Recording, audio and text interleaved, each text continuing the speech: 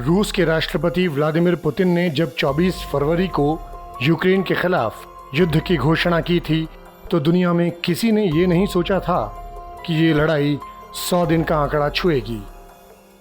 इस बीच यूक्रेन के राष्ट्रपति वोलोदिमीर ज़ेलेंस्की ने कहा है कि युद्ध में हर दिन 60 से 100 यूक्रेनी सैनिक अपनी जान गंवा देते हैं और करीब 500 सैनिक घायल हो जाते हैं।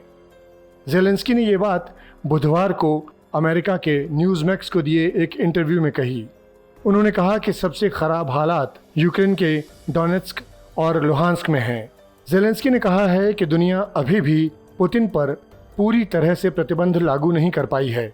युद्ध शुरू करना एक कमज़ोरी है और पुतिन पहले ही दिखा चुके हैं कि वो एक कमज़ोर पॉलिटिशियन हैं।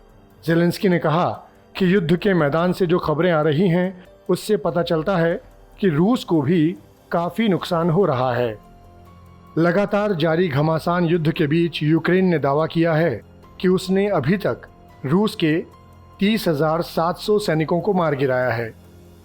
यूक्रेन के विदेश मंत्रालय के 1 जून के ट्वीट के मुताबिक रूस को युद्ध में अब तक जो नुकसान हुआ है उसमें 208 aircraft, 175 helicopter, 1361 tank, 519 UAV operational, 49 special equipment, 3343 बख्तरबंद गाड़ियाँ, 659 आर्टिलरी सिस्टम, 2290 वाहन और फ्यूल टैंक के अलावा और भी कई चीज़ों का भारी नुकसान उठाना पड़ा है। ये जानकारी ट्वीट से मिली है। इसकी आधिकारिक तौर पर पुष्टि का फिलहाल कोई और तरीका नहीं है। जो भी हो, लेकिन इस युद्ध के दौरान कई खौफनाक मंजर हमें देखने को मिले हैं। युद्ध केवल सेनाओं के बीच हो तब भी हमें कुछ समझ आता, लेकिन हमेशा ही आम जनता युद्ध में पिसती नज़र आती है और ऐसा ही इस युद्ध में भी देखने को मिला। रोते बिलखते बच्चे देखे, उनके माता पिता देखे। कई बच्चों को बचाने के लिए उनके पेरेंट्स ने उनकी पीठ पर एड्रेस लिखकर यूक्रेन के बाहर अपने रिश्तेदारों के पास भेज दिया और खुद अपने बुजुर्ग माँ बाप के साथ रहे।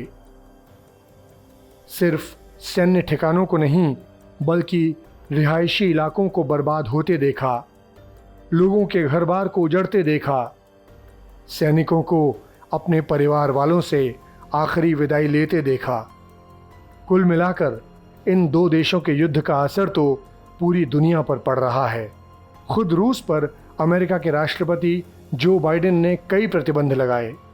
युद्ध और प्रतिबंधों की वजह से खाने पीने का सामान हो या तेल, हर चीज़ के दाम बढ़ते जा रहे हैं क्योंकि उनकी ठीक से सप्लाई नहीं है, या अगर हो रही है तो महंगे दाम पर क्योंकि इंटरनेशनल मार्केट में कच्चे तेल के दाम बढ़ गए हैं, या कुछ चीज़ों का एक्सपोर्ट तो कुछ चीज़ों का इंपोर्ट बंद हो गया है। मतलब ये कि घर की गाड़ी से लेकर बाहर की गाड़ी चलानी भी आसान नहीं रह गई है। आइए भारत की बात कर लेते हैं। कुछ रिपोर्ट्स बताती हैं कि डॉलर की तुलना में रुपए में भी तेज़ गिरावट दर्ज की गई है। 24 फरवरी को $1 की कीमत 75.3 रुपये थी, जो 4% गिरकर वर्तमान में 77.5 रुपये से ज़्यादा हो गया है। कमज़ोर रुपए ने इंपोर्ट पर असर डाला और उसे महंगा बना दिया। कुछ ज़रूरी चीज़ों के एक्सपोर्ट पर प्रधानमंत्री मोदी ने प्रतिबंध लगाया है, जैसे गेहूं। रूस और यूक्रेन भी दुनिया में गेहूं के बड़े एक्सपोर्टर रहे हैं, लेकिन युद्ध के कारण यूक्रेन के हालात ख़राब हैं और रूस पर अमेरिका और अन्य देशों ने प्रतिबंध लगा रखे हैं। भारत ने चीनी के एक्सपोर्ट पर भी आंशिक प्रतिबंध लगाया है। चावल पर भी ज़रूरत के हिसाब से फैसला लिया जा सकता है और ये सब मोदी सरकार इसलिए कर रही है ताकि देश की खाद्य सुरक्षा सुनिश्चित की जा सके। लेकिन युद्ध के कारण घरेलू बाजार में बढ़ते दाम का असर तो आम आदमी पर ही पड़ रहा है। इसलिए सभी चाहते हैं कि जल्द से जल्द ये युद्ध खत्म हो और पूरी दुनिया राहत की सांस ले, क्योंकि युद्ध कभी किसी परेशानी का हल नहीं होता। कैसा लगा आपको ये वीडियो? इस पर आप अपनी प्रतिक्रिया कमेंट सेक्शन में ज़रूर दें और देश और दुनिया की खबरों के लिए सब्सक्राइब करें आज तक।